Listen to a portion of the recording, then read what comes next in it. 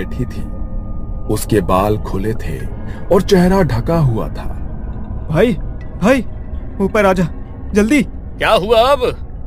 रणवीर भाई, वहां कोई बैठा है, औरत है शायद, सफेद कपड़ों में, मगर हिल भी नहीं रही है। देख देखना।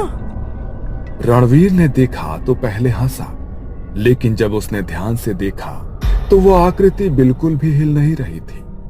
अरे साया लग रहा है, मगर जो भी है उतरना जरूरी है। ट्रक स्टार्ट नहीं होगा तो अटक जाएंगे। महेश डर के मारे सीढ़ियां चढ़कर कैबिन में घुस गया और दरवाजा बंद कर लिया। रणवीर अब ट्रक के नीचे झुककर खराबी ढूंढने लगा। अंधेरे में टॉर्च की हल्की रोशनी में वो कुछ तार टाइट करने लगा।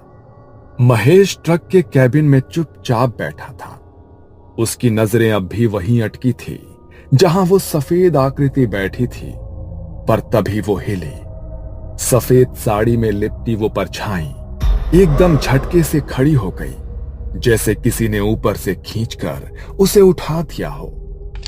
उसकी हरकतें अजीब थी, बिल्कुल इंसानों जैसी नहीं थी।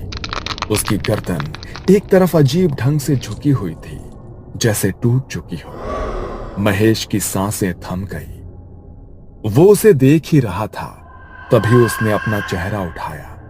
चेहरे पर काले बिखरे बाल जो आंखों से लेकर होठों तक झूल रहे थे। चेहरा नहीं दिखा, सिर्फ साया, और वो सीधा ट्रक की ओर धीरे धीरे बढ़ने लगी। कोई आवाज नहीं, पर उसके चलने से पेड़ के नीचे गिरी सूखी पत्तियां चरमराने लगी। हर कदम के साथ पत्तों की आवाज और भी करीब आती जा रही थी। भाई ये क्या देख रहा हूं मैं? वो जैसे आंखें झपकाना ही भूल गया, पर अचानक उस औरत ने महेश की ओर सीधा देखा, ऐसे जैसे वो समझ गई हो कि वो उसे घूर रहा है, और तभी उसकी चाल तेज हो गई। महेश ने कांपते हाथों से ट्रक का हॉर्न बजाने की कोशिश की, पर उंगलियां सुन्न पड़ चुकी थीं। साहस जुटाकर वो चिल्लाया, आ!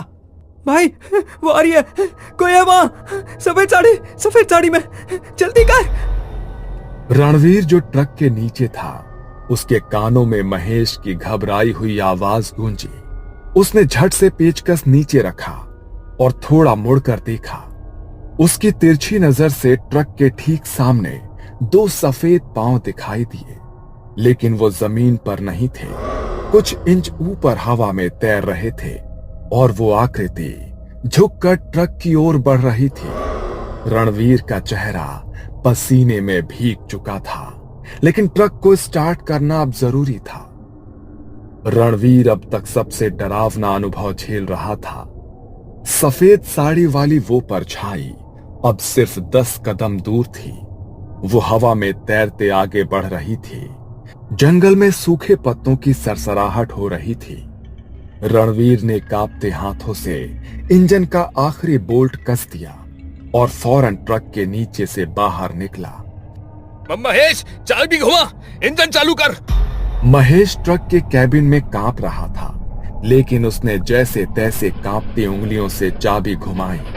इंजन ने एक झटका खाया और फिर धुआं उड़ाते हुए जोर की आवाज के साथ ट्रक स्टार्ट हो गया।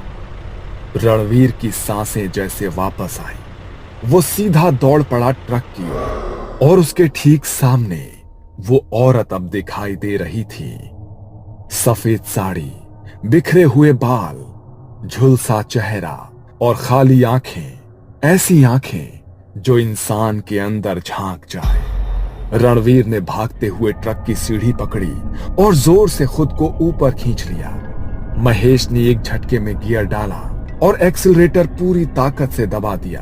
ट्रक जोरदार आवाज के साथ आगे बढ़ा। जब दोनों को